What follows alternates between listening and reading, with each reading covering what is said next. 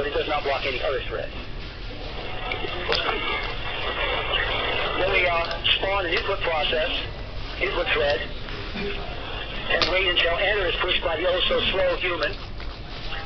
Then this thread dies, returns to the current thread to a scanf, scanf, to do the conversion to whatever set of values execute and leave. The version of PT threads, proto threads that you're going to use in Lab 1, does not include any serial capability, because I wanted to use the serial channel to control the TFT display. The TFT display gives you good debugging without the overhead of having to use the PC, a serial terminal on the PC to debug. So it's a slightly modified version of ProThreads, which is on the TFT page, on the TFT description, and that entire project with all of its dependencies has been zipped up for you on the TFT page. That's what you should use for start. Thread 4 just blinks, boring. Thread 5 keeps the 1 second timer. It does a yield timer of 1,000, increments the sys time, and stops again for another 1,000 milliseconds. It's pretty accurate, it's okay. Then we go into main and set up all of the horrible low-level stuff, but not quite all of it, because a lot of the horrible low-level stuff is in the pt.cornell.h file. We'll talk about that in just a minute. But we do a PT setup, which has all the horrible stuff in it. We initialize our system multi-vector interrupts, set up a bunch of pins for digital I/O, initialize the semaphores, one of them to 0 and two of them to 1. If both these were initialized to 0, control 1, control 2 were both initialized to 0, we would have deadlock on the first two threads. Neither would ever execute. And for the third one, we start with ready to send, because when you boot, you assume that the serial transmit is not busy. You need all the threads, and there's two possible schedulers here. This is the rate scheduler, but you can also just do round robin. You can call it scheduler. You can schedule 1, 2, 3, 4, 5, 1, 2, 3, 4, 5. Just go through them. As long as the system is not heavily loaded, this works fine.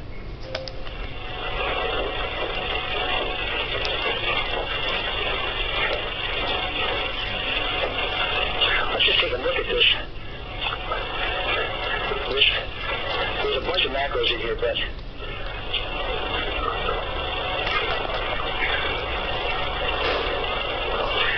down towards the bottom of the file is where we set up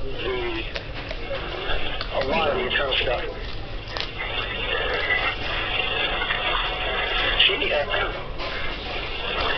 So there's an interrupt running here. You should write the interrupt as a void underscore, that's 2 underscores, ISR, timer 5 vector, and there's a typo, that should be timer 5. So if you write a timer 2 handler, you'll get an error because you've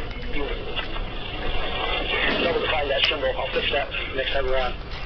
All the interrupt service routine does is to clear the interrupt flag, which you have to do yourself, and then increment a millisecond tick and leave again. That interrupt service routine takes about 550 nanoseconds or so. Your system config, which messes with the internal state of the hardware to optimize execution speed. Then we set the USART I/O pins using the peripheral pin select stuff that we talked about last time for UART2 receive and UART2 transmit pins. And that corresponds to pins 22 and 21. And apparently, the default printf goes to UART2. So that's why I use UART2. Then there's a whole bunch of stuff that sets up the UART. Config, enable, transmit, receive only, data size, baud rate, all that stuff that you would have to set up for any serial channel. And but because I wanted to set this up for DMA output, then I have to do a bunch of DMA setup stuff, which I don't want to talk about too much right now, but it allows you to bypass the CPU for doing a data transfer. And if you go through all this, which we'll go through in more detail later, we'll find that we're setting up a channel. When we trigger the first character send in software, the rest of the character send will happen in hardware until we get to a pattern match of 00, which is endless string in C. We've got to set up timer 5. There's a macro called open timer 5. We turn it on. We set the source to internal. That means the PG bus. We set the pre-scaler to 32. Since the peripheral bus is 32 megahertz, this is ticking at 1 microsecond per tick, and so 999 gives you 1 millisecond. We configure the interrupt for timer 5, and the interrupt on, priority 2, clear the interrupt flag, recessive mistake. 0 the tick timer, and now that timer will just continue to tick forever. So it's the overflow time. Where does time tick millisecond overflow? It overflows at 2 to the 32 milliseconds. So that's about 2 to the 9th. Divided by 1,000 is 2 to the 6 seconds, and since it's 5 times 10 to the 6, 5 times 10 to the 7 seconds in a year, that'd be a month or so. A good round number, 5 times 10 to the 7 seconds in a year. Does that bother you?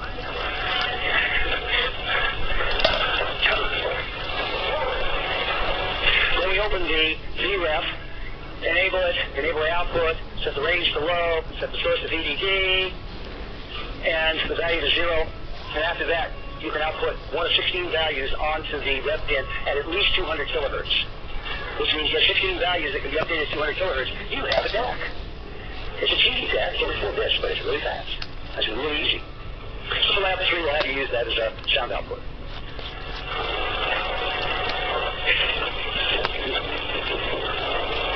Oh yes, and once again, I read here that initially I got CVRCon. That's the control register for the VREF, as 8060 from Kameen's blog, which is extremely helpful in many ways.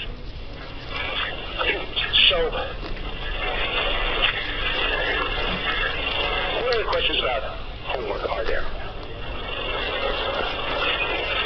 You can write directly registers if you want. You can, so there's a set of 17 registers for every I/O port. Most of them you don't have to mess with. You have to mess with at least 3. The input port, the output port, and the TRIS, I guess it is, tri-state buffer. And if you like PIC and you're into that, have at it. I prefer to use the slightly more descriptive macros, but it's up to you. Or write your own. If you do that, document it sufficiently so the QA can figure out what you did. What else? When you get to lab this week, we will loan each group a CPU, a TFT display, and a keypad and a whiteboard. You're going to have to immediately, before you can do anything, somebody in the group is going to have to solder the header to the TFT display, because I didn't feel like soldering 45 of them.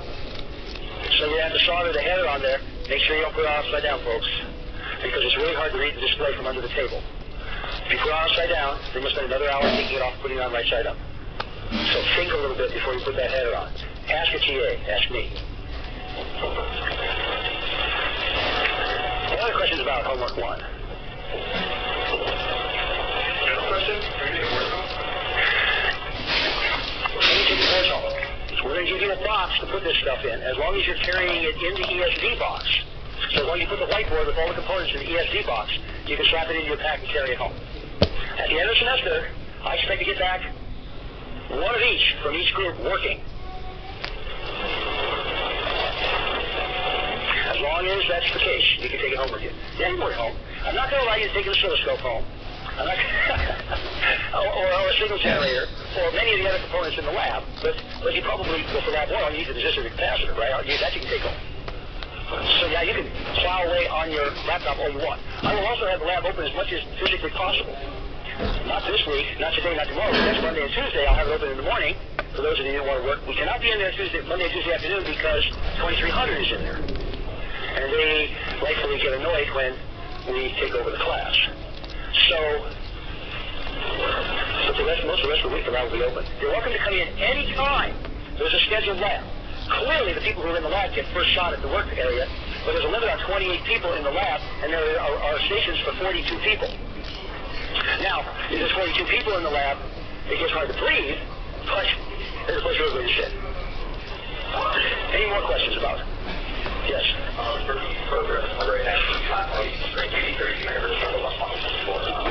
you can change it to whatever you want. The only thing you have to change to make everything work is if you decide to change the rate away from 32 megahertz, then when up the timer, when you set up this timer, you have to make sure that this timer times out once per millisecond. You set this to 16, make that 2,000. You change it to a 1 megahertz clock for whatever reason, make this 1, or make that 1. So as long as this timer times out every millisecond, everything is good. Yes, I should have parameterized it. I didn't. I will. But not before that one.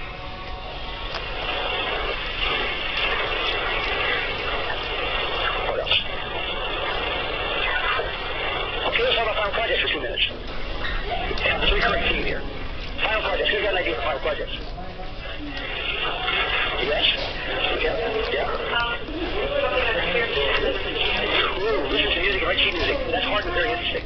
I think if you're going to do that, you want to constrain it to a fairly simple source, maybe a keyboard or something that you put a microphone close to, because you want a well-defined harmonic structure. But yeah, that's a fantastic project. That's a good one. Yeah. Love that. Gloves are recognized typing. So getting which finger is down is easy. How do you determine which row of the keyboard you're in? Okay, so we're going to get absolute position from the flex sensor for row. Yeah, it could work.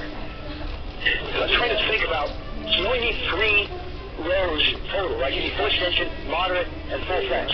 So you might have to do some quick motion extension like this, and hit the key like this. I think it's doable. So we're talking about 10 flex sensors, and what else? The tap, right? So it could be a acceleration sensor on it. So you might run into just wiring problems because you have so many sensors. Or you could run into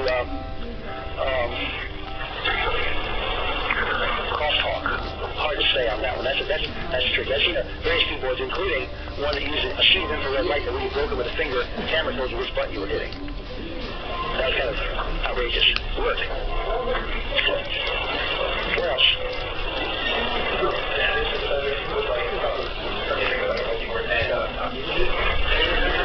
Use a technical term. Stuff, lots of stuff. Yeah. Sure. Heck yeah. Any kind of synthesizer is good. Additive is interesting because of the flexibility, and because it's fairly easy to get the harmonic content of an instrument, although the ratios of frequencies in any given instrument varies with time very quickly. So you have to figure out rotation dynamics on each different harmonic. And I have some code that does that, and I think there's enough bandwidth on the CPU to do it very nicely. What else? Yes? I actually did. I'd love to test drive one, but no.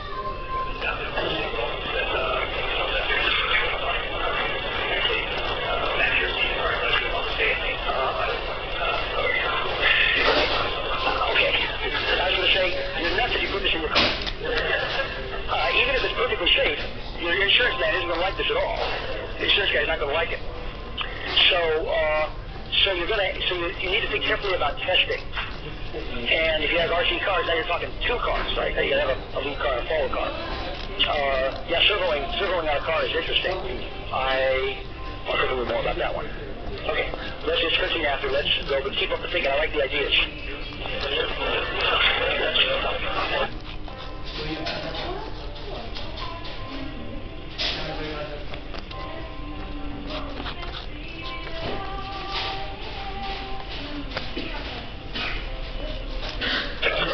Announcements. First of all, I'm normally in the lab for office hours on Wednesday afternoon. Today I won't be there until 2:30, so I'll be there after 2:30 until 4:30. I have to go do 10:50 induction engineering, which is always in the meeting at 1:30. I went pretty well last night. Anybody want to dispute it? Who was there? I think there was...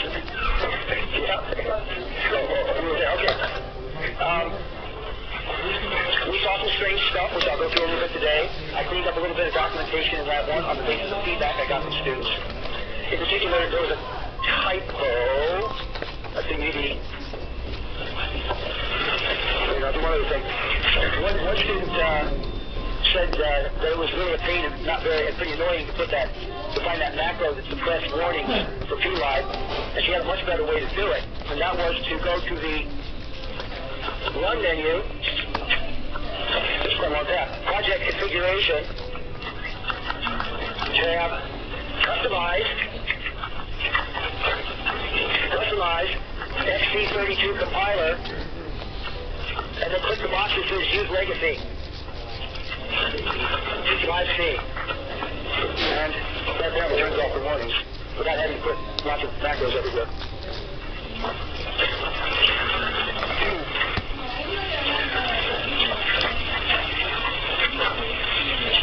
Now I'm going to go to lab 1. That's pretty blank. Okay. It shows I'm on the laptop.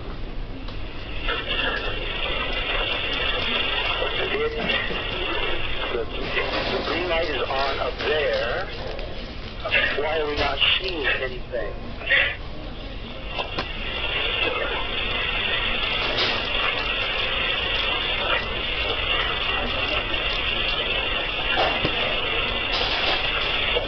Well, this will be tedious if I can't display it because you have to do a lot of hand waving.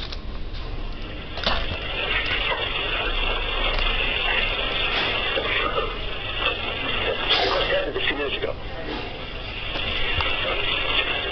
So,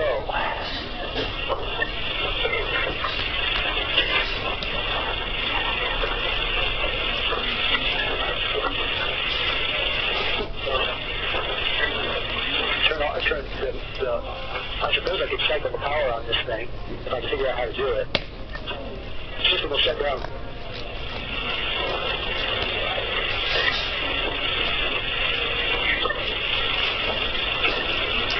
Out reboot.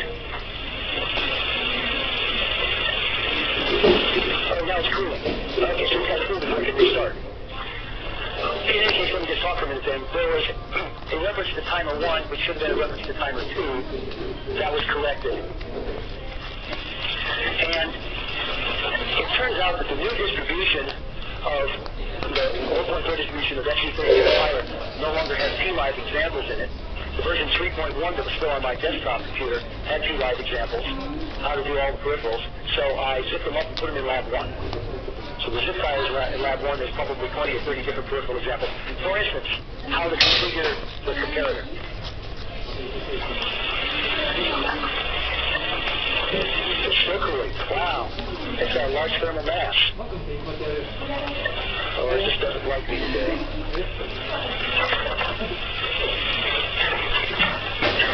So I also linked up some information on, I linked up a 2-line stanza for turning on the comparator because a couple of groups couldn't make it work last night.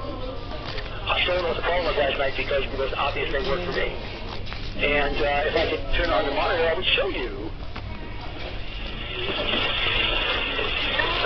Okay, now it's warming up again. Let's see if it's happier now. The beam came on. The display is blank.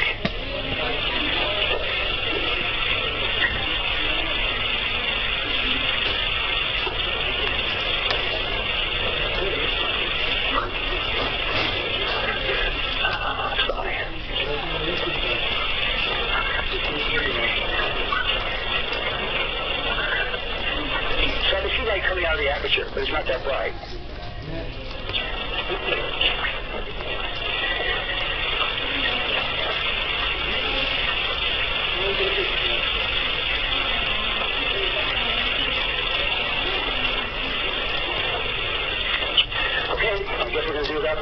Another thing that happened last night, so 2 things with regard to the TFT displays. One group put the connector on upside down. And as a result, we had to learn how to cut it off of the board. So I now know how to do that. But I also put a picture up of what it should look like. An end view so you can see the connector. And hopefully that'll help with that problem. And another group broke one of the displays in half. And I'm not sure how that happened either. They are glass, folks. It's a glass plate with some stuff on the bottom. So if you grab it in the middle, put your thumb in the middle and lift up on the top, trying to get it out of the board, you'll snap it in half. If you have to take it out of the board, and I don't suggest that, then what you want to do is to pry it gently loose from the right wheel with a screwdriver. So you're putting minimum torque on the whole structure. Another good idea is, well, I guess as long as I don't have a display here, I may as well use the whiteboard or the blackboard.